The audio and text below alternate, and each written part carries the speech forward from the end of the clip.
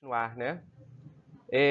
Agora a gente vai falar sobre a psicofarmacologia, fisiologia e psicofarmacologia da dor.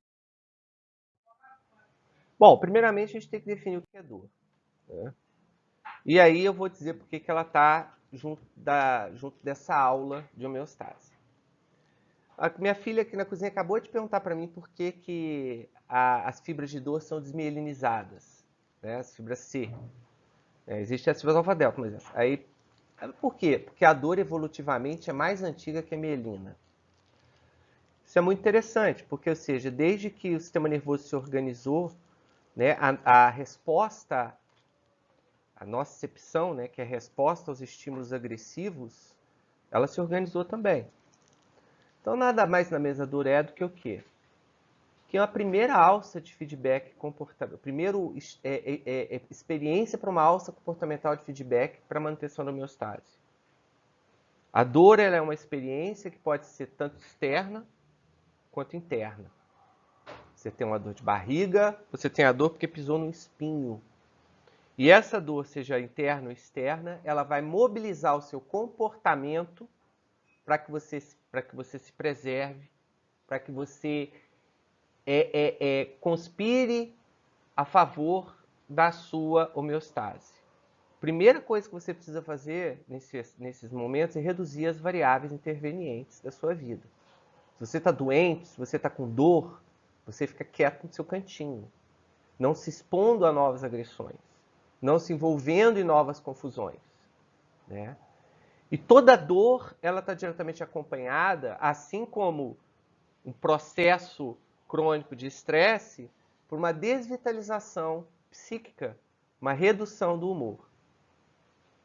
Se a gente dissesse, por exemplo, em algum aspecto que a depressão ela é uma seleção positiva na natureza, o que vocês achariam disso? Ou seja, a natureza selecionou para que seres como o ser humano e talvez outros mamíferos possuam uma experiência psíquica da depressão, da melancolia, da baixa autoestima, de vocês ficar, do desânimo absurdo, da hipersônia, da adinamia, da adenonia, porque existem momentos na vida em que isso é o necessário. A gente vai ver na aula de humor que eu vou correlacionar a depressão ao estado de hibernação de vários mamíferos. O urso ele não vai ficar na toca 3, 4 meses porque a neve está caindo lá fora, né? Alguma coisa tem que movê-lo a ficar quieto 3 a 4 meses. E nada melhor do que um estado psíquico da depressão. E a dor está muito relacionada também a esse estado psíquico. Porque a dor, ela não é necessariamente o que a gente chama de nocicepção, né? Ela é um complexo muito maior do que esse. Eu pergunto sempre para os alunos presencialmente o que é a dor, né? Eles respondem, é uma sensação. Não, não é. A dor é uma emoção. A dor é uma construção afetiva. Ela não é da ordem da sensação. A sensação é a nocicepção. A nocicepção é a percepção de que algo errado está acontecendo dentro ou fora do seu corpo. Geralmente relacionando isso a um evento agressivo delimitado no tempo e espaço. Se for fora do corpo, você consegue inclusive delimitar isso com uma precisão muito grande. Dentro do corpo é menos. Porque, obviamente, se você pisa no espinho, você tem que saber aonde esse espinho está, porque o próximo passo é o seu comportamento ser destinado, motivado pela dor, a retirar esse espinho. Em relação à nocicepção, né, que é o componente sensorial da dor, mas não é a dor em si, existem doenças geneticamente determinadas de uma agenesia, ou seja, de uma ausência de fibras nervosas de dor. Geralmente as crianças acometidas por isso morrem muito cedo, tá? Porque se ela tem uma fratura, por que ela vai parar de brincar só porque o pé dela está torto? Até vai achar engraçado ficar com o pé torto, né? Se entrou um espinho no pé, por que ela vai tirar o espinho? Aquele espinho ali, deixa ele ali, dane-se, eu não vou perder meu tempo, parar de brincar aqui, de correr no futebol por causa desse espinho. Aquilo vai infeccionar, vai purgar. Cara, o que dá significado a nosso movimento de autopreservação, é a manifestação dessa experiência chamada dor, que tem um componente nociceptivo de percepção sensorial. Sem esse componente sensorial, pelo menos a dor que é produzida diretamente por estímulos agressivos, ela não vai ser percebida e ela não vai ser gerada. Então, só esse exemplo dessas crianças já mostram pra gente qual é o papel da dor na nossa vida. E aí tá essa figurinha que virou até musiquinha do David Guetta, né? No pain, no gain. Que é exatamente isso. Ou seja, aqui a gente tá brincando, né? A galera que malha e puxa ferro fala muito isso. Tá tatuando o braço, que eu já vi. Porque a dor, ela é realmente o caminho para a evolução. Porque a dor é o que te ensina com a maior eficiência. E quando eu digo dor, eu não digo apenas a nocicepção. Eu digo a dor enquanto complexo emocional afetivo. A dor da perda, a dor do fracasso, né? A dor da, sei lá, da desmoralização, né? E a evidência de que a dor é um processo psíquico mais complexo que uma simples percepção sensorial está exatamente nas manifestações dolorosas que nós temos em momentos de sofrimento psíquico. E, em paralelo, né, as pessoas em sofrimento psíquico, como depressão, ansiedade, elas têm uma experiência, declaram a experiência dolorosa de uma forma muito mais intensa. Me diga um depressivo que vocês conheçam, cronificado nessa condição, que não reclame de dor para tudo que é lado. Por isso, realmente ele está sentindo dor. Ou porque ele produz isso como um viés de uma experiência emocional desagradável, já que dor é um afeto, ela convive, ela pode ser gerada por processos psíquicos, ou porque a sensibilidade à nocicepção aumentou. Ambas coisas são reais. E tem fundamento neurofuncional. Eu posso dizer que um deprimido realmente ele tem um aumento na sensibilidade à nocicepção. Esse aumento ele é exatamente definido por quê? Porque no momento que você já está produzindo uma nocicepção real, né, às vezes é vantajoso para o seu corpo, um processo chamado alodínia, aumentar essa sensibilidade dolorosa para que você se preserve mais. É o que o processo inflamatório faz. Você corta, o corte dói. Mas aquela inflamação produzida pós-corte dói muito mais do que o corte. Então, a produção de dor no processo inflamatório, o aumento da sensibilidade à dor, né, ela é também um fator de reforço da necessidade de você modular o seu comportamento para que o reparo adequado aconteça naquele processo. Reparo que eu falo, reparo orgânico mesmo, no caso de um acidente traumático, um corte, coisa assim. Né? No caso dos processos psicogênicos, ou seja, que são da dor psicogênica, da dor psicossomática, da dor referida, da fibromialgia, pode ser tanto por um aumento da sensibilidade, secundário a um processo psíquico, ou a própria criação de uma dor que teoricamente não existe. Eu tenho um artigo que eu depois posso passar para vocês, antigo. Eu lembro que deve ter já quase uns 20 anos esse artigo, que falava da dor social. Ele fez um experimento por ressonância funcional, o pessoal do artigo, mostrando que as regiões que são ativadas por processos dolorosos, da ínsula, que é uma região do cérebro onde isso é representado, também eram ativados em processos de fracasso social. Perda afetiva, luto, rejeição social, seja no relacionamento, seja no bullying, quer que seja, produziam ativação em regiões do sistema cortical, que é do sistema límbico também, chamada ínsula, que produzem essas experiências. A ínsula é considerada o nosso cérebro da dor, da interocepção, da nossa percepção de estado interno. Então isso mostra, isso inclusive nesse artigo, que era um artigo de revisão, ele falava de trabalho de antropologia, todas as culturas possuem expressões relativas à dor física para manifestar um processo de rejeição de dor social. Puta que pariu, desculpa o palavrão. Você acabou de apunhalar meu coração. Você me apunhalou pelas costas.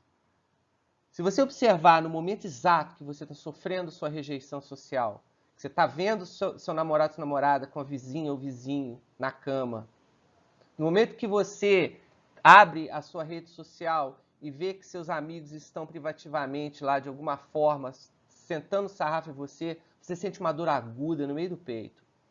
Literalmente. Essa dor não existe. Enquanto um processo nociceptivo, ela é uma representação emocional de um sofrimento, né, que se manifesta na nossa subjetividade com as mesmas qualidades da dor física produzida pela nossa percepção. Então, a dor dentro do ser humano, ela tem que ser compreendida como um fenômeno psíquico e também social e cultural. A intervenção nos processos dolorosos, então, seja pela medicina, seja pela psicologia, ela tem que estar atenta a este papel psicológico, social e cultural que a dor tem na nossa vida. Então, provavelmente, uma gastrite, uma fratura num deprimido vai doer 10 vezes mais.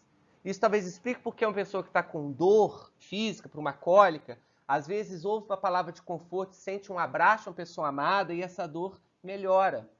Porque a dor não é um processo puro e simples nociceptivo. Ela é um processo psíquico complexo que tem intervenientes sociais, culturais muito poderosos. Dentro de uma perspectiva da nocicepção, né, a gente também pode relativizar a dor como sendo um processo quantitativamente, não qualitativo, mas um processo quantitativo de percepção. Processo não ficou bem a palavra, mas um fenômeno da percepção de intensidade das coisas. Nesse gráfico, a gente está vendo um gráfico da percepção da temperatura. Temperatura da água. Você está lá no banho. Existe um momento em que você percebe a qualidade da água, ou seja, como quente, e existe um momento em que ele se transforma em dor. E esse momento é setado em 45 graus aproximadamente. Existem dois tipos de receptores na sua periferia, na superfície do seu corpo, para sensações, para sensações, pelo menos a gente falar de outros. Um é chamado termorreceptor, que é o que está na linha azul, que ele é ativado com o aumento da temperatura. Então, até um determinado limiar, quando ele para de responder, ele mantém uma resposta tônica, que é esses 45 graus, você percebe a temperatura da água como quente ou fria. A partir daqui, que é a linha vermelha, você vai ter a ativação aos 45 graus do que nós chamamos de nociceptores, que são terminações nervosas da pele destinadas à transdução de estímulos nocivos. Então, o seu corpo, através da evolução, setou que a temperatura acima de 45 graus não deve ser mais percebida qualitativamente como quente ou frio, mas sim como um perigo. E você ativa a sensação dolorosa. É aquela hora que você... Ai, essa porra tá quente. Né? Você não sentiu calor, você sentiu dor. Né? E isso sim vai tendo uma responsividade linear que também vai encontrar lá na frente um ponto de estabilização. Então, se a gente for falar a própria nocicepção, a própria dor nada mais é do que uma variante quantitativa dos seus estímulos normais. Isso vale para pressão.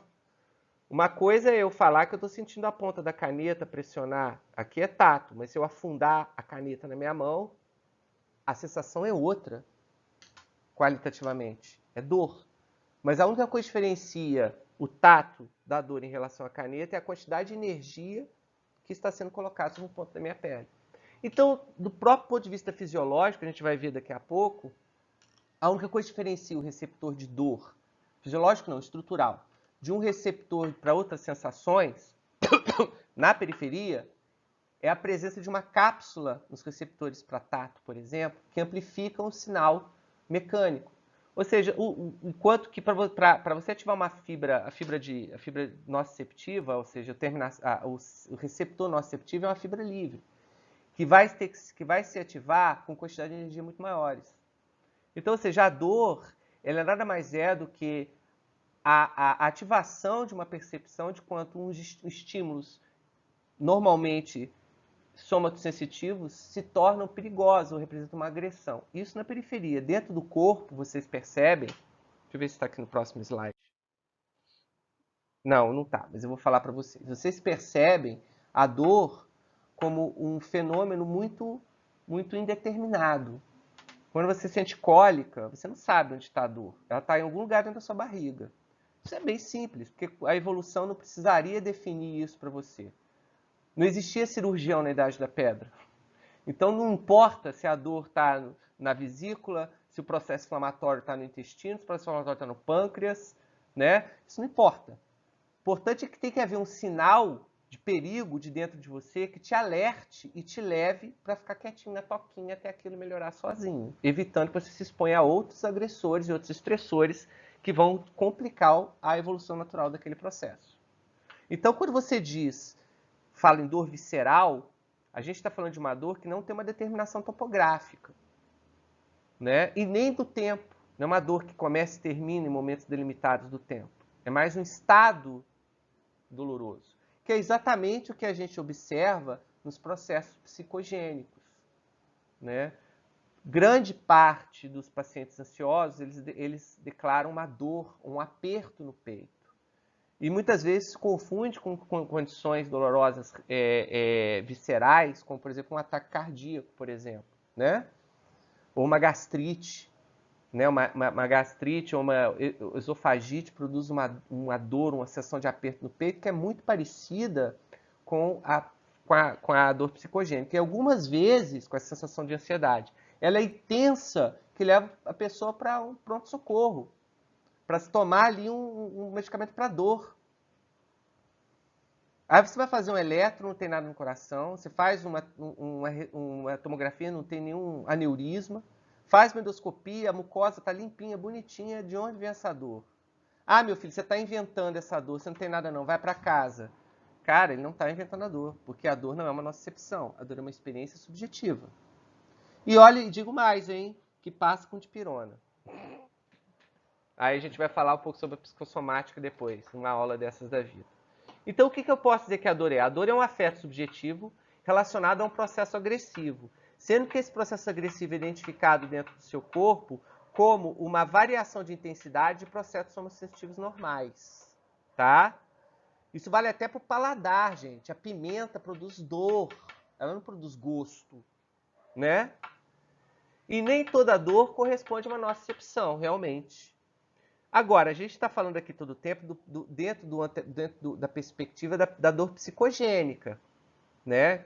Que é causada, né, por estressores, uma coisa mais objetiva, ou causada por ansiedade, depressão, mas existe a dor física neuropática, que é relacionada a um defeito do sistema de nocicepção. Por exemplo, se você tiver um AVC dentro do tálamo, num determinado núcleo do ventromedial do tálamo ali, você pode ter ali um curto-circuito do sistema de dor e começar a sentir uma dor neuropática, chamada dor talâmica, que não é tratável e é considerada uma das piores experiências subjetivas que existe. É uma dor que pode cobrir metade do seu corpo inteiro e é uma dor em queimação em brasa. É como se você estivesse sendo queimado por um maçarico. Sendo que não tem nada acontecendo. É um defeito do sistema, um AVC do tamanho de um grão de arroz. Eu acho que quem tem pecados, e se existe Deus, essa é uma forma muito legal desse pecador ser punido. Existe, já ouviu falar em nevralgia do trigêmeo, causada por um vírus, ou às vezes por um processo traumático, onde o nervo, por exemplo, o trigêmeo inflama. O trigêmeo é um dos nervos mais sensíveis à dor. Ele é da face, é uma região extremamente inervada. Né? É um processo de dor neuropática. Não existe uma nocicepção, uma inflamação ali que produz a dor. Ela simplesmente está acontecendo por um defeito da fibra. E como é que funciona esse treco de dor? Eu já falei do receptor na introdução, para a gente poder qualificar a nocicepção como uma variação de intensidade de estímulos somatosensitivos. Gente, essa aula tá boa, tá fluindo, que é uma beleza, hein? Bom, primeiramente, toda a dor ela começa de um receptor que está na superfície do corpo. Pode estar na profundidade, na musculatura, pode estar nos ossos, no periósteo. O periósteo é extremamente sensível à dor, tanto que fratura é uma dor muito intensa. ruptura de ligamento, ou seja, são coisas muito dolorosas. Mas geralmente são essas terminações livres aqui, ó, chamadas nociceptores, que existem de dois tipos. Os tipos de nociceptores para fibra alfa delta e fibra C.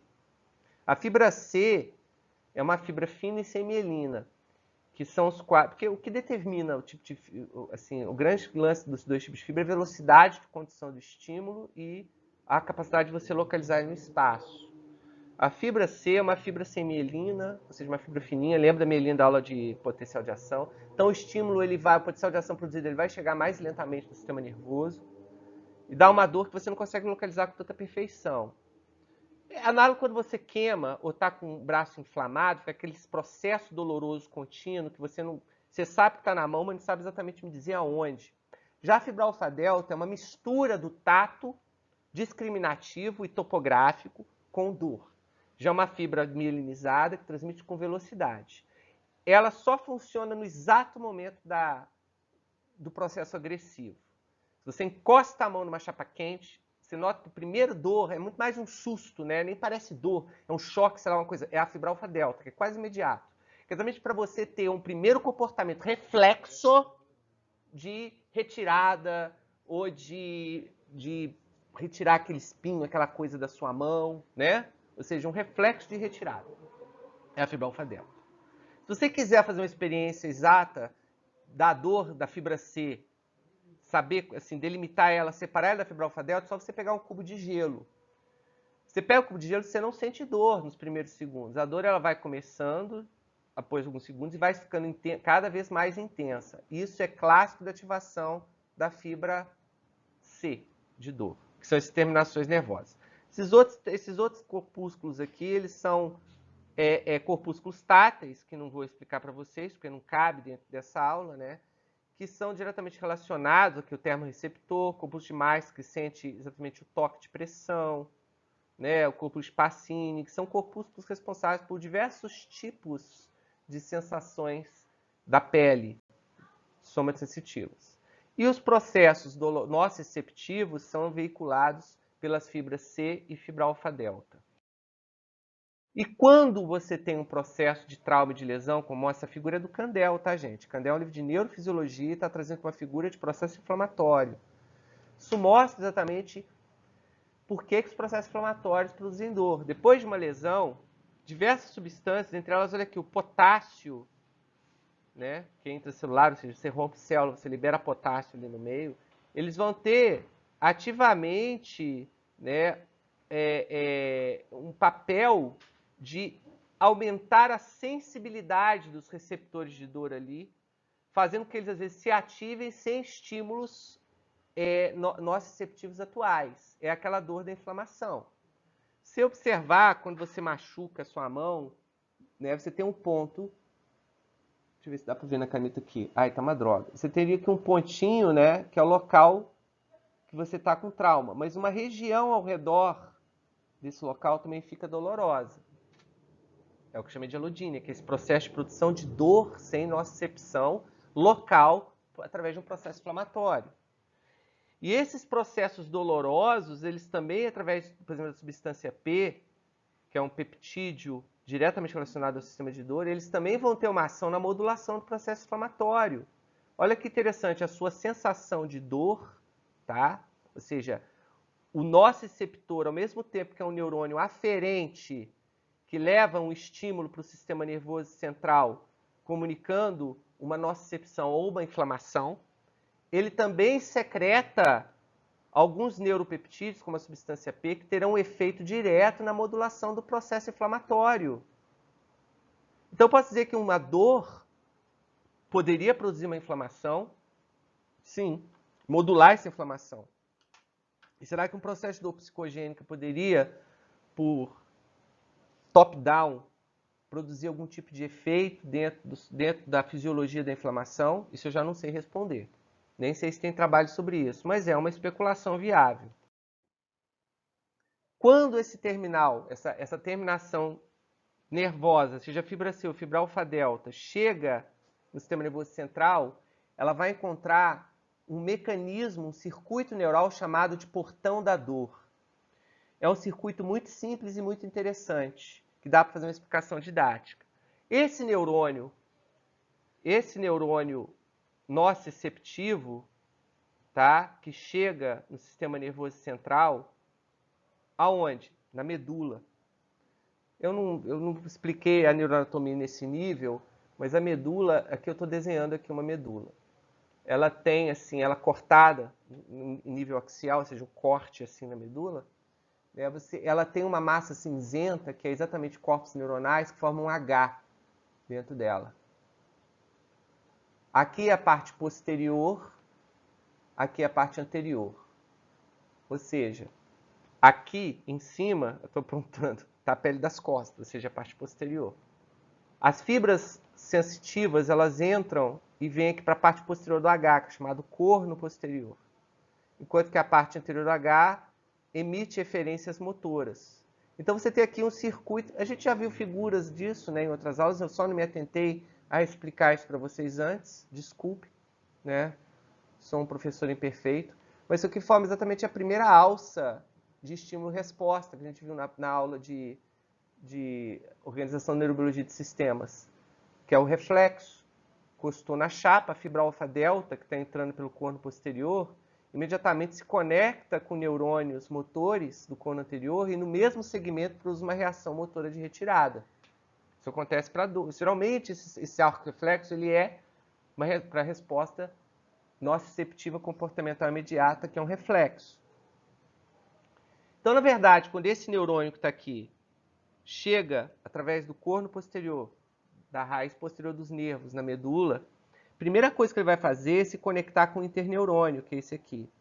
Esse interneurônio é que vai enviar a informação do estímulo nociceptivo lá para o sistema nervoso central, está aqui, ó, trato neoespinotalâmico, não importa que seja isso, ou seja, vai mandar para o sistema nervoso central. Esse interneurônio vai se conectar com neurônios motores, se for o caso, para poder produzir reflexos motores comportamentais de retirada, tá? Basicamente é isso que ele vai fazer. Ou vai se comunicar com outros interneurônios ali. Sempre tem alguma coisinha a mais que eles fazem. Essa conexão que está aqui, ó, que vocês estão vendo aqui, é uma sinapse glutamatérgica clássica, tá bom? Que é mediada, ou seja, que é modulada inibitoriamente por essas bolinhas azuis aqui, representam receptores de uma substância chamada opiáceo.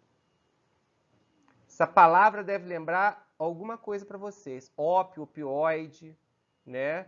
Opiáceos são, aí que começa a farmacologia, né? São substâncias neuropeptídicas produzidas no sistema nervoso que são da classe das endorfinas e das encefalinas.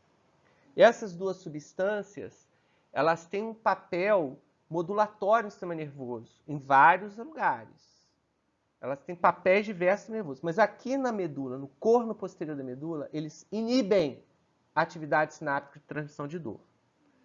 Então, ou seja, existem opiáceos, vários opiáceos, fármacos opiáceos que a gente vai falar mais para frente. A morfina, a heroína, a codeína, né? A meperidina. Então, aonde esses opiáceos vão atuar? Exatamente aqui, bloqueando, como agonistas desses receptores que são inibitórios, ou seja, eles produzem potenciais pós-sinápticos inibitórios aqui na sinapse.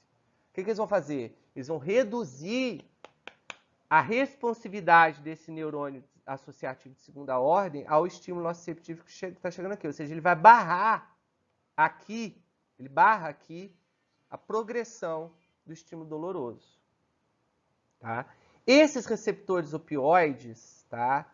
Eles são ativados por um interneurônio encefalinérgico que está aqui na medula. Então, essa bolinha roxa que vocês estão vendo aqui é um interneurônio, é um neurônio inibitório que libera esse opiáceo, essas leucoencefalinas e endorfinas, aqui nessa sinapse, fazendo que a sinapse tenha a sua atividade inibida. Mas existem também alguns neurônios que vêm lá em cima, no lugar chamado substância periaquedutal, tá? Que também são neurônios endorfinérgicos, que a gente chama, que também descem pela medula. Então, dentro do tronco cerebral, na substância periaquedutal, eles descem pela medula, né? Também fazendo a modulação, já por estimulação central desse sistema doloroso. Ou seja, esse sistema é modulado por interneurônios endorfinérgicos, né? E também por neurônios endorfinérgicos locais e por neurônios que estão lá em cima, não lá em cima, estão aqui em cima, no tronco cerebral. Esses neurônios endorfinérgicos locais, interneurônios, eles são estimulados por dois tipos de conexões, que vêm da onde? Lembra da aula de sinapse e neurotransmissão? Vem lá do tronco cerebral, dos núcleos da RAF e do oxiruleus, que são neurônios do sistema noradrenérgico e do sistema serotonérgico.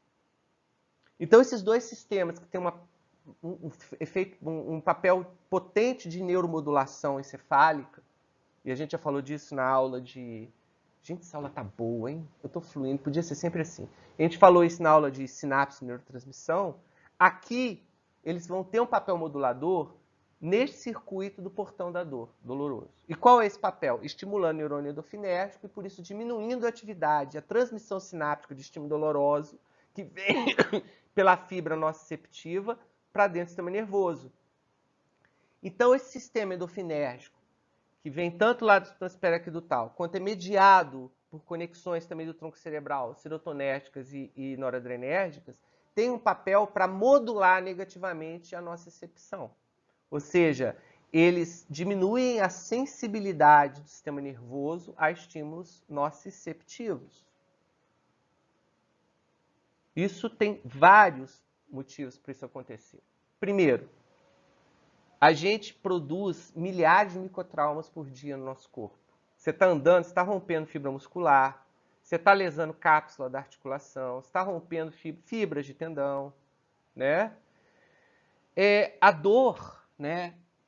A nocicepção, os neurônios, terminações nervosas nociceptivas que estão lá no músculo, lá no tendão, lá na articulação, elas estão disparando em resposta a esses estímulos microtraumáticos. Só que você não sente esses microtraumas. Por quê? Porque o portão da dor, ele dá um setup do nível de dor acima. Você tem que ser um estímulo doloroso maior do que esses estímulos microtraumáticos. Em situações especiais, esse sistema, principalmente da substância periaquedutal, ele atua de forma imediata, quando você tem um processo traumático muito extenso. Olha, a dor é muito útil quando você queima a mão. Agora, quando você queima 70% do corpo, a dor não vai ser nada útil para você, porque você provavelmente vai estar moribundo no asfalto. Então, quando você tem um processo traumático muito intenso, esses sistemas modulam a intensidade de dor para que ela não se torne excessiva demais, que se torne mais assim um suplício psicocomportamental, que vai mais piorar a sua situação no modo geral. Então, quando você tem estímulos dolorosos, ou quando você tem traumas extensos, a nocicepção ela é modulada. Isso explica fenômenos do nosso dia a dia. A pessoa sofre um acidente de carro, capota, tem 4 fraturas, uma exposta, cortes profundos no corpo, perdeu o couro das costas e não está sentindo nada e está tirando a mãe, a avó, a tia, o filho de dentro do carro. Aí depois que tira todo mundo de dentro do carro, que ele olha para si, aí que ele começa a cair de dor no chão. Então, olha aqui o que eu coloquei aqui do lado. O estresse, ele é diretamente um modulador da nossa nocicepção no portão da dor via sinapses, via os neurônios endorfinérgicos na periaquedutal e dos neurônios noradrenérgicos e serotonérgicos do tronco cerebral, da substância periaquedutal, do oxiruleus e dos núcleos da RAF. Então, o que acontece, gente? O estresse, tá? Ele vai produzir, via sistema límbico, né, uma modulação da dor, da resposta dolorosa. Essa seta aqui ela é para os dois lados, tá? Ela está errada aqui. Seja via substância periaquedutal ou seja via esses núcleos noradrenérgicos e serotonérgicos da RAF, tá? Como provavelmente também pode haver uma conexão retrógrada, ou seja, uma exposição crônica a estímulos dolorosos, tá? Ela pode levar, através de uma conexão retrógrada que deveria estar colocada aqui, ó, né? O sistema límbico, a um processo modulatório, ou seja, norteando esse processo modulatório também. Seja direto aqui, seja direto aqui. Existem setas aqui e aqui, que vão fazer o feedback negativo desse sistema. Lembra da homeostase, né? Feedback negativo. Então, o próprio estímulo do interneurônio é que vai ser o motor para ativação desse centro de modulação no feedback negativo, ou via estresse, via sistema límbico. Porque, obviamente, a exposição, a experiência dolorosa, não mais a nocicepção, também vai ter um papel dentro desse processo, né? Que pode ser tanto o papel de modulação negativa, como em alguns aspectos de intensificação, num tipo feedback positivo. Quando você está muito estressado, você fica mais sensível à dor. Por quê? Porque você presume, se você está cronicamente sendo pequenos processos traumáticos sofrendo, você às vezes fica mais sensível a isso. Por quê? Porque você sabe que no futuro vai ter novos processos, você tem que estar atento a isso para poder tomar as medidas comportamentais em virtude da sua homeostase. Então, acho que aqui vocês estão entendendo muito bem porque a aula de dor está junto com a aula de homeostase, né? Então, via sistema límbico, diretamente ao hipotálamo, a gente tem a modulação desse sistema, tá? Agora, explique uma coisa, gente. Olha aqui o que está falando aqui. A modulação de opioides é imediata, ou seja, tanto da substância periaquedutal, o estímulo da substância periaquedutal, ele é imediato, uma modulação imediata, o que acontece logo depois que você sofre um acidente de carro. Os sistemas de noradrenérgicos e serotonérgicos fazem mais uma modulação a longo prazo e reduzem a sensibilidade de uma forma geral do circuito. A gente relaciona muito depressão e ansiedade com alterações da fisiologia do sistema noradrenérgico, dopaminérgico e serotonérgico, principalmente serotonérgico. Será que a depressão, enquanto um processo de redução, não estou dizendo que é isso, estou falando especulativamente aqui para vocês, enquanto o processo de redução da atividade serotonérgica, da modulação serotonérgica, será que isso pode ter um papel direto na dor psicossomática, naquele ai, ai, ai, ui, ui, ui do deprimido crônico? Por quê? Porque de alguma forma o sistema de modulação deu defeito e setou um pouco para baixo e começa a responder agora a esses microtraumas que não responderiam normalmente. Eu fazia uma aula muito interessante não tem nada a ver com esse portão da dor, mas quando eu dava aula de neurobiologia, neurofisiologia numa outra faculdade, na Suprema, que a gente dava aula de estimulação sensorial, a gente fazia uma aula prática que a gente pedia para o pessoal, na carteira mesmo, ficar completamente relaxado. A gente dava 5 minutos de meditação.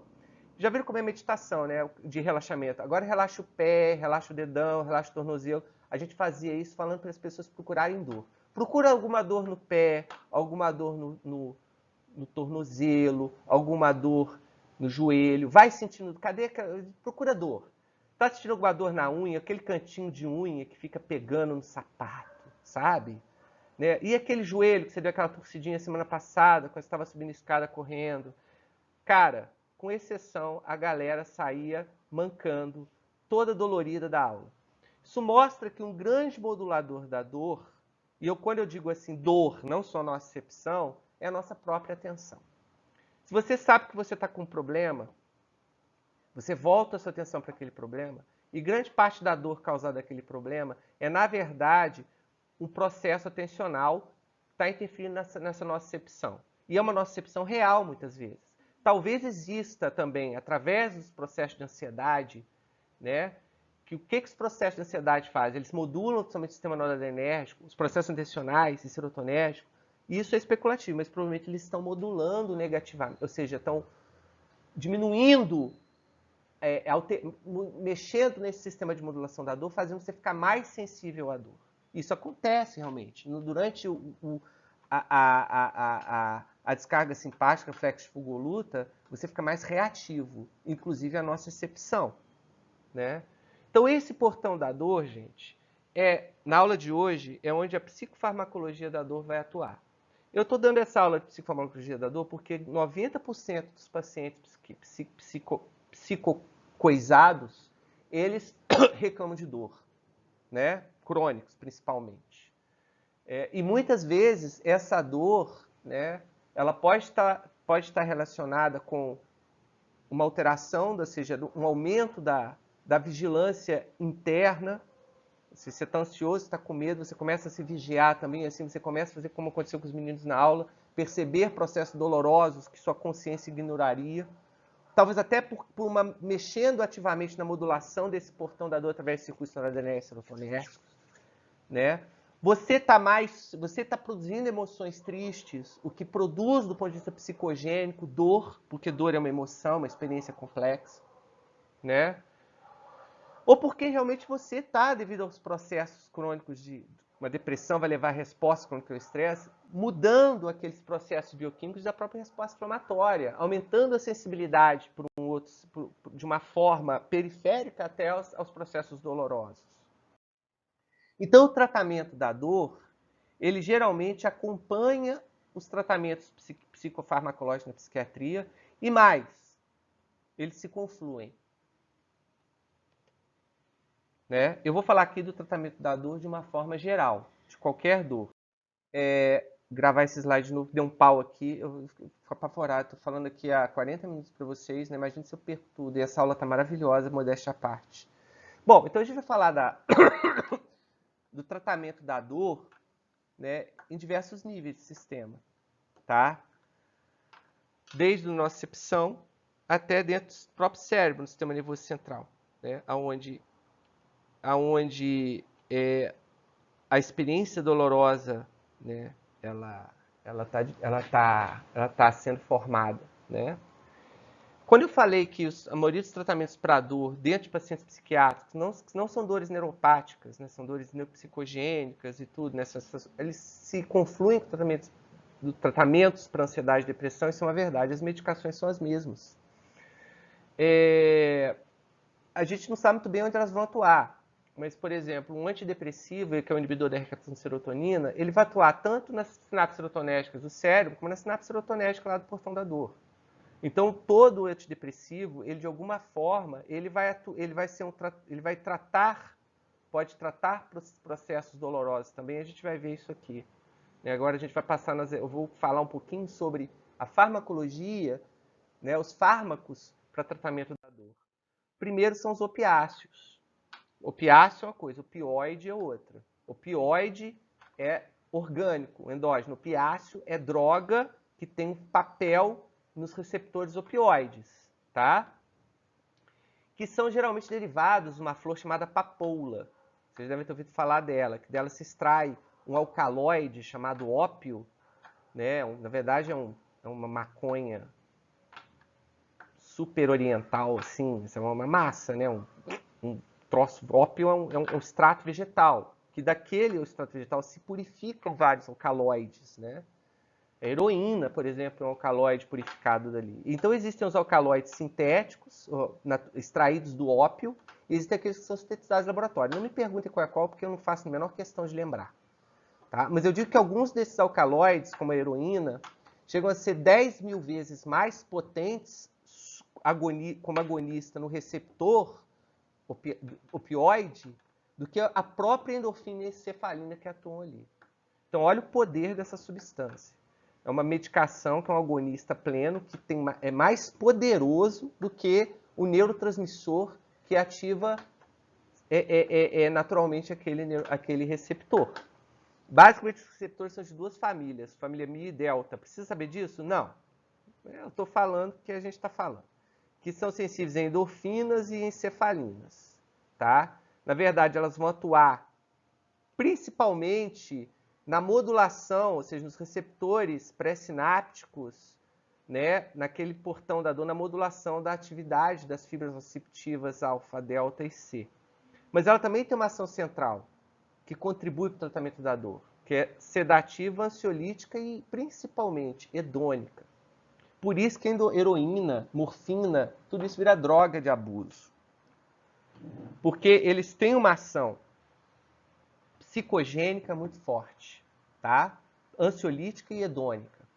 Então, se você tá sofrendo de um trauma, por exemplo, uma fratura exposta na perna, fez cirurgia, deu 40 pontos, você vai tomar ali morfina, ou vai tomar codeína, ou meperidina.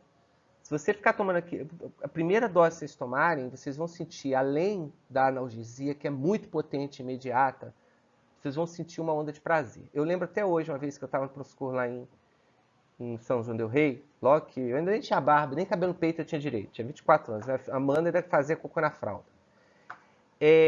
chegou um cara com uma luxação de pé, que o pé dele estava uma curupira, virado para trás do futebol. Mas eu nunca vi uma pessoa assim com uma expressão de sofrimento tão grande na vida. Parece que estava sendo torturado pela Inquisição. Cara, na hora eu mandei a enfermeira veio, pedi para ela vir com acesso.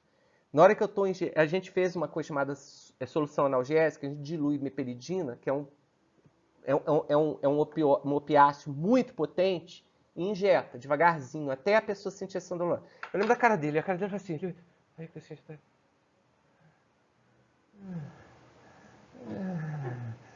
cara, de torturado, entendeu? O cara parecia que estava gozando com a mulher da vida dele, entendeu? Então isso é óbvio que ele estava ali, ele foi narcotizado, ou seja, ele foi drogado do ponto de vista hedônico e ansiolítico com aquela substância, né? E é uma droga que causa muita dependência química, a gente vai estudar isso na aula de dependência química. Primeiro, pelo reforço positivo que ela causa, ou seja, é uma experiência prazerosa muito forte, condiciona a pessoa a querer repetir aquilo várias vezes. Segundo, de todas as substâncias, acho que até, não, menos a nicotina causa mais, de todas as substâncias, é o que mais causa dessensibilização do sistema. Exposição, poucos dias de exposição a opioide, seu sistema já está literalmente fazendo um down regulation, uma infrarregulação de receptores absurda. Então, por exemplo, você diminui 10 vezes o número de receptores no seu portão da dor quando você está tomando opioide. Aí acaba, o médico fala, o ortopedista fala, ô fulano, agora você pode parar de tomar codeína, que já tem 10 dias que você está aí operado, você para. A primeira coisa que você vai fazer é ligar 4 horas depois para ele falando que você está aguentando de dor. Na verdade, você não está sentindo, você não tem nocicepção aí. Você só reduziu a sensibilidade, ou melhor, você aumentou muito a sensibilidade do sistema doloroso para mudar o regulation dos seus receptores de opioides. Entendeu? Então, o principal sintoma de abstinência à heroína é dor. Dor aonde? Em tudo, no cabelo, na unha, dor. E dor por ser uma experiência extremamente desagradável e suplicante, né, é um grande motor para a pessoa usar a heroína. Então, por isso que a heroína, os opiáceos, são considerados, né, as drogas mais devastadoras. A heroína, sem dúvida, é a droga mais devastadora que existe, pelo imenso potencial de dependência química, seja por um processo comportamental ou por um processo farmacológico de infrarregulação dos receptores endorfinérgicos, tanto na medula quanto no seu sistema nervoso central, ou no seu encéfalo, né? Então, a droga padrão dos opiáceos é morfina.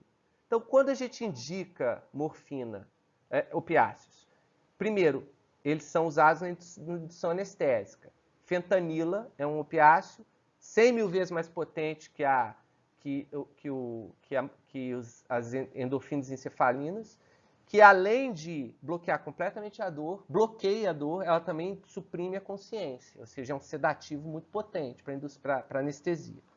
Existem relatos de que a pessoa tem abstinência a fentanil pós-anestésica, ou seja, o cara tomou uma dose durante uma anestesia e um dia depois ele está com abstinência. Você vê a potência dessa porcaria, né? Por infrarregulação de receptor. Né? A gente usa em indução anestésica, a gente vai usar em processos dolorosos, intensos, de forma oral, mas por curto espaço do tempo, ou seja, o médico só vai prescrever opiáceo oral de uso de horário, entendeu? Na exceção da exceção da exceção. Por exemplo, câncer terminal. Aí morfina de morfe, de 6 horas, depois de 4 horas, até de hora em hora, porque o cara está terminal, né? Agora, uma pessoa viável, que tem uma fratura, que tem uma lesão de tendão, que tem um pós-operatório qualquer, o uso de opiáceo, ele só pode estar restrito a em momentos assim, de dor intensa, infrequente e de preferência nem domiciliar. O paciente já tem que sair do hospital sem precisar de opiáceo, tá? Então, por isso que os médicos são tão maus e mandam você tomar só Novalgina do pós-operatório.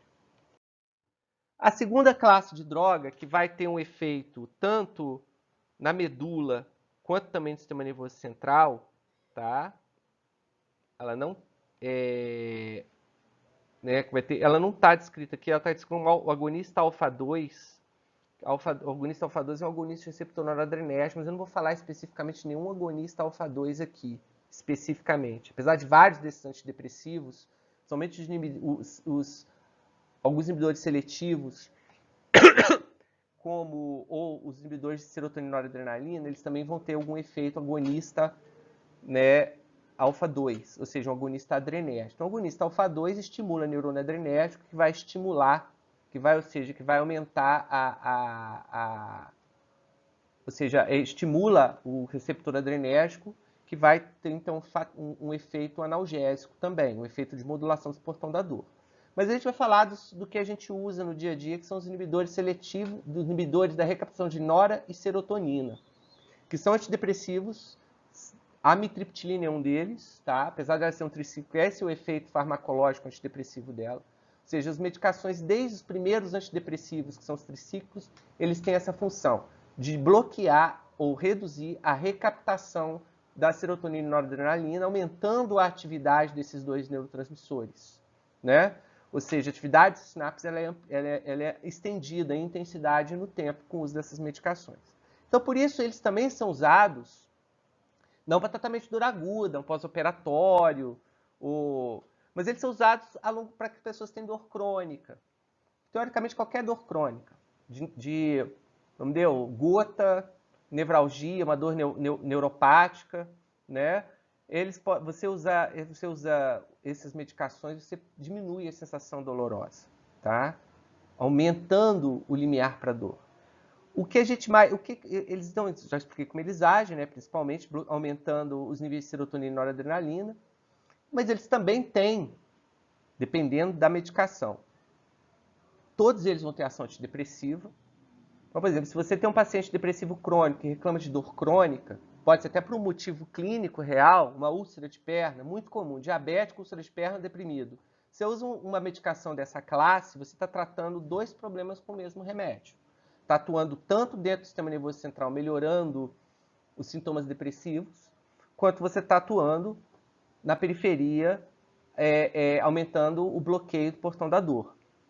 Então você melhora esse processo de duas formas, que são dois processos sinergistas, né?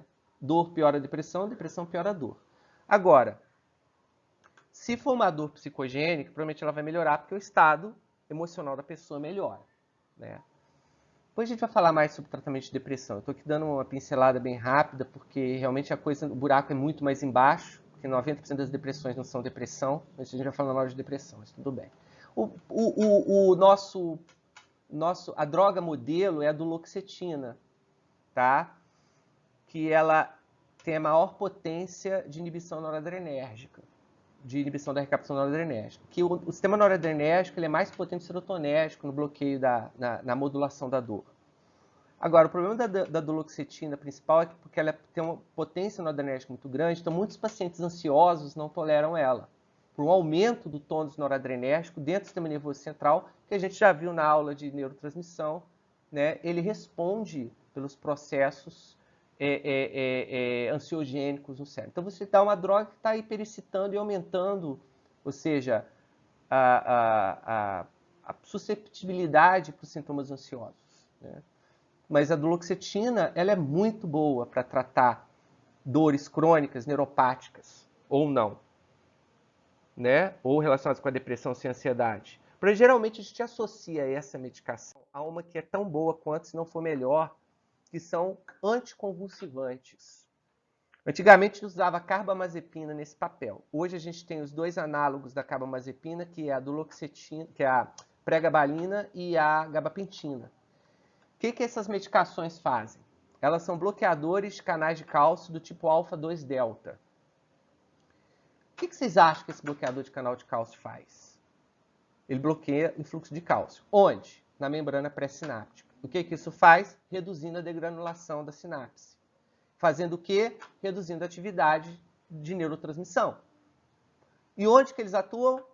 Na terminação pré-sináptica, na terminação axonal da fibra dolorosa, do nosso receptor. Ou seja, lá dentro do portão da dor, eles estão atuando dentro, ou seja, no próprio neurônio nociceptivo, reduzindo a liberação de glutamato naquela sinapse e reduzindo assim a transmissão do estímulo doloroso. Então, ele não está diretamente atuando nos sistemas modulatórios. Ele está interferindo na própria neurotransmissão do estímulo doloroso. Então, na minha experiência pessoal, a pregabalina é muito melhor que a gabapentina. Ela é uma droga mais moderna, né? Então, eles atuam aí, mas também existe um efeito central desses anticonvulsivantes. Todo anticonvulsivante, ele tem um efeito sobre o funcionamento mental, exatamente porque se ele está bloqueando, sinapse glutamatérgica via esse canal de cálcio, né, ele está bloqueando isso em todo o cérebro, inclusive no sistema límbico, né, reduzindo a atividade. É muito menos linear que um benzodiazepina, qualquer outro tratamento, mas é um tratamento eficaz. A gente usa alguns anticonvulsivantes na psiquiatria, principalmente para controle de impulsos, diminuição de agressividade, né? E também diminuição de ansiedade. A pregabalina é um excelente ansiolítico e é hoje primeira escolha para pacientes que não podem tomar antidepressivos, né? Como bipolar, a gente vai ver esses casos nas aulas para frente.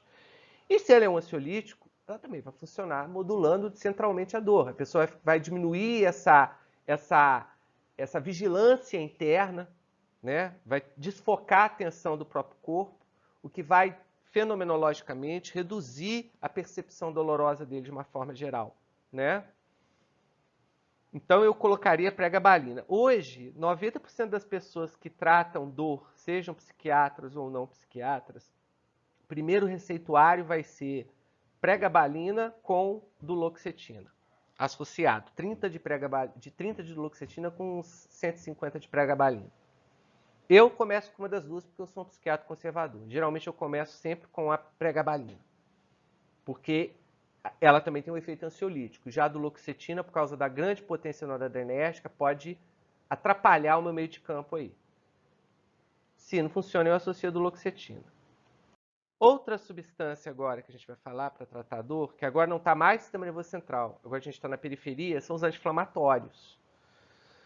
Aí vocês vão ler aí, ele reduz a produção de prostaglandina e a ativação do periférico das fibras C. Na verdade, ele vai bloquear aqueles processos de hiperativação do nosso sistema que está acontecendo lá na periferia, aquele slide do Candel lá, liberando aqueles fatores, prostaglandina, bradicinina, próprio potássio, que vão aumentar a sensibilidade da fibra ao estímulo doloroso. Ele vai atuar como analgésico nesse local. Dois são muito potentes e que a gente usa muito corriqueiramente. Três, na verdade, que estão listados aí. O ácido acetilsalicílico, que até o evento ibuprofeno era vedete nos Estados Unidos, só que ele está muito relacionado à indução de gastrite, até úlcera péptica, porque os anti-inflamatórios eles aumentam a secreção de suco gástrico e inibem a produção de muco na parede intestinal, né? Então, eles estão muito relacionados com isso. Mas o ácido acetilsalicílico eu uso bastante, principalmente para ressaca. É maravilhoso, porque essa dor vascular cerebral é lindo, que é um processo inflamatório, tá? Por causa da vasodilatação, os químicos, toxinas nos vasos cerebrais, por isso que você tem ressaca. Agora, o que se usa mais hoje é o ibuprofeno, que é um anti-inflamatório, para dor, né? E um outro que não está listado aqui, que também é muito usado, é o naproxeno. O diclofenaco também é bom, mas o naproxeno e o ibuprofeno são mais potentes que o diclofenaco para tratar dor. Para processos inflamatórios, o diclofenaco é superior ao ibuprofeno. Ou seja, dor de cabeça, toda dor que não for neuropática está relacionada... Existe uma diferença entre dor de cabeça e dor na cabeça, né, gente? Eu estou falando de dor na cabeça, porque a dor de cabeça, mais um exemplo de que dor e nocicepção são coisas diferentes. A dor na cabeça, que é a cefaleia, 90% dos casos de cefaleia são causados por uma irritação da meninge, que é a membrana que envolve o sistema nervoso, causada pela vasodilatação arterial cerebral. Essa vasodilatação ela pode acontecer por vários motivos, tá? Álcool produz fenóis que são vasodilatadores cerebrais, por isso você tem a ressaca.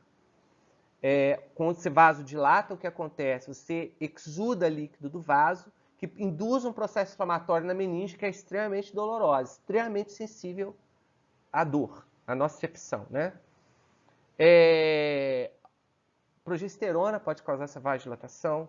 Enfim, tem vários processos. Isso aí, a grande parte das cefaleses com padrão enxaquecoso são esses. Os que não têm padrão enxaquecoso são geralmente cefaleses tensionais, que são causadas por contração da musculatura, que está ligada direto no crânio, seja temporal ou cervical, dói o tendão, você tem às vezes uma tendinite na base do crânio, que dá uma cefaleia em coroa, que você vai em tudo que é médico, toma tudo que é cefalívio, não dá, vai melhorar quando você for fazer um tratamento com shiatsu para curar a sua tendinite do pescoço. Né? Então, é isso. Agora, existe uma outra droga, que a gente deixou para o final, que são procannabinoides. A gente está agora na vibe, né, do oba-oba, né, da maconha terapêutica, e realmente a maconha é considerada um dos analgésicos mais potentes por causa do THC. Essa sinapse do portão da dor tem um segundo processo de modulação, que é por neurotransmissão retrógrada, né? Ou seja, a célula pós-sináptica produz um neurotransmissor que atua na pré-sináptica, que é chamado de sistema endocannabinoide.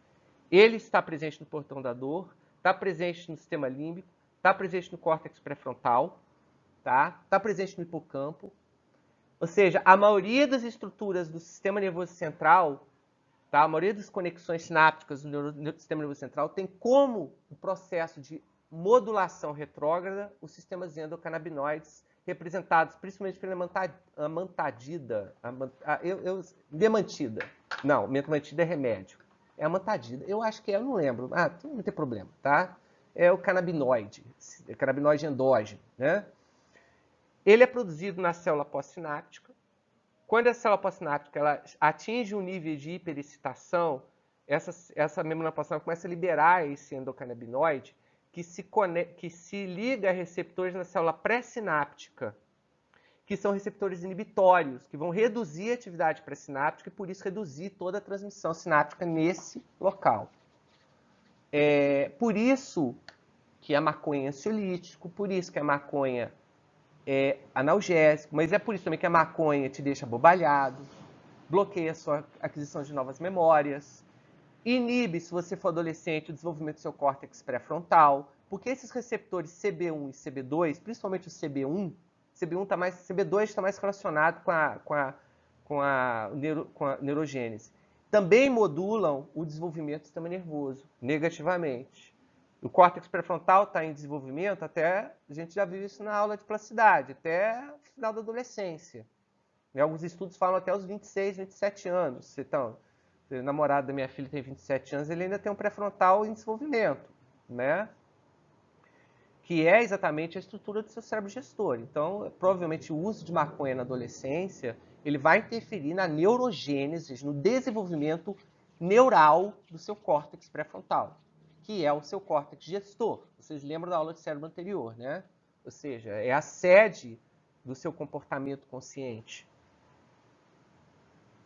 Mas, na natureza, né, esses sistemas endocannabinoides, eles têm um fator fundamental na modulação local, ou seja, da própria sinapse se automodular. Tá? E hoje a gente sabe que o principal sistema de modulação local é o sistema endocannabinoide. Que aqui, né, ele pode ser estimulado para diminuir a sensibilidade da sinapse à dor. Então, se você usa o THC, você está estimulando artificialmente com um agonista endocannabinoide externo, ou seja, um fármaco, uma droga, esse sistema e vai reduzir a dor. Existem duas substâncias que a gente usa há muito tempo e que até pouco tempo atrás a gente não conhecia os processos farmacológicos deles serem tão bons analgésicos, que é a dipirona e que é o paracetamol. Hoje sabe que, eu sempre me perguntei, cara, quando eu estava no programa, por que a dipirona... a dipirona tem ação inflamatória, mas o que é inflamatório? Porcaria de pirona, né? Como é que essa porra funciona? Funciona no hipotálamo. O hipotálamo é para febre, vai para dor. Eles são agonistas endocannabinoides de baixa potência, principalmente sobre receptores CB1 que estão relacionados à modulação dolorosa. Isso a gente já está sabendo que isso acontece. Tanto que existem até alguns estudos clínicos usando paracetamol para tratar a abstinência por maconha. Mas isso ainda é muito incipiente, tá? Mas a gente tem evidências substanciais que tanto a dipirona quanto o paracetamol atuam como analgésicos, enquanto agonistas desse sistema de modulação endocannabinoide. Esse aqui é o portão da dor. A gente já tem 1h04 de aula, mas eu vou explicar isso aqui, porque isso aqui é uma teoria de por que a acupuntura melhora a dor. Bom, de fato, assim, cada região do corpo, né, ela vai projetar os neurônios para o mesmo local na medula, né? Então, o dedo, tanto a fibra de tato quanto a fibra de dor, elas vão se projetar para os mesmos neurônios ali na coluna. Não os mesmos, mas o mesmo circuito neuronal, né? Tanto que explica por que a fibra alfa, principalmente a fibra alfa-delta, ela tem essa confluência, lembra que eu falei, com o sistema somatosensitivo. Então, aqui o que a gente tem? Aqui a gente tem uma visão do portão da dor, né? Uma outra visão de um outro tipo de circuito. Esse neurônio endorfinérgico, interneurônio inibitório, ele tem ligações colaterais, ele também é, né, modulado pela fibra C, aqui está o neurônio de projeção, né, ou sistema de neurônios de projeção, que também recebem fibras alfa-beta de tato. Isso aqui é o que explica, porque apesar de você estar, quando você corta o dedo, ou fura o dedo, apesar de você estar ativando fibras nociceptores, você também está ativando as fibras de tato. É aquela gráfica. Ela chegou no máximo de resposta, mas estão respondendo. Então, você tem dois sistemas funcionando em paralelo, né? O da dor e o do tato. E ambos os sistemas se conectam a esse interneurônio inibitório, tanto por um colateral. Tanto a fibra alfa-beta, que é de tato, quanto a fibra C alfa-delta se conectam a esse interneurônio inibitório, que vai modular a atividade do interneurônio de projeção, que vai levar lá para o sistema nervoso, lá para o encéfalo, a informação, né, tátil dolorosa. É nesse interneurônio de projeção que caem as fibras opioides lá do sistema nervoso. Opioides não, desculpa, que descem as fibras noradrenérgicas e serotonérgicas, né? As fibras das periaquedutal vêm direto para cá como uma ponte modulatória direta do sistema nervoso central, né? Então, o que acontece? Ao mesmo tempo que a fibra C, né, ela se conecta a esse interneurônio que vai modular esse circuito. Isso aqui é um neurônio, mas na verdade tem como um grupo de neurônios de projeção, né? A fibra alfa-beta de tato também vai estimular esse mesmo interneurônio. Então, o que provavelmente a acupuntura faz? Quando você introduz uma agulha de acupuntura, a agulha é metálica, ela produz uma corrente elétrica, eletrostática, para dentro do tecido, ali na pele, né? Onde estão as terminações nervosas, táteis, que estão topograficamente assim, relacionadas com a região dolorosa. Não precisa estar no mesmo local, mas estão relacionadas com a região dolorosa, né? Então, essas fibras alfa-beta são hiperestimuladas pela agulha. E o que acontece? Elas vão hiperestimular os interneurônios inibitórios que vão estar inibindo o circuito do portão da dor, que vão estar atuando no portão da dor. Então, através de um estímulo tátil super interessante, ou seja, um estímulo elétrico que ativa fibras táteis da agulha de acupuntura, você consegue hiperestimular os interneurônios modulatórios do portão da dor. Isso também provavelmente explica um fenômeno que todo mundo faz quando dá uma pancada, ou corta, ou machuca. O que todo mundo faz? Ai, esfrega, esfrega. Pô, você tá doendo, você tá esfregando o lugar que tá doendo, você está estimulando neurônios táteis. E provavelmente por esse sistema, o hiperestimulação tátil, ela consegue colateralmente modular a sensação dolorosa por estimulação desses interneurônios. É isso aí, gente. Eu acho que eu acabei a aula. Acabei. Não sei o que a palavra referência está fazendo aí. Mas essa aula foi grande. Foram 2h30 de aula, né? Contando as duas partes. Mas eu espero que vocês gostem, escutem essas aulas. E na quarta-feira eu vou jogar no EAD o GD dessas aulas. Então já estou produzindo. Vou soltar para vocês já poderem ir assistindo, porque é uma aula muito grande. E quarta-feira o GD está lá. E na quarta, às 10 da manhã, talvez já com o Zoom, a gente comece a discutir o GD da aula anterior, que foi neuroplasticidade. Beijo para vocês. Tchau.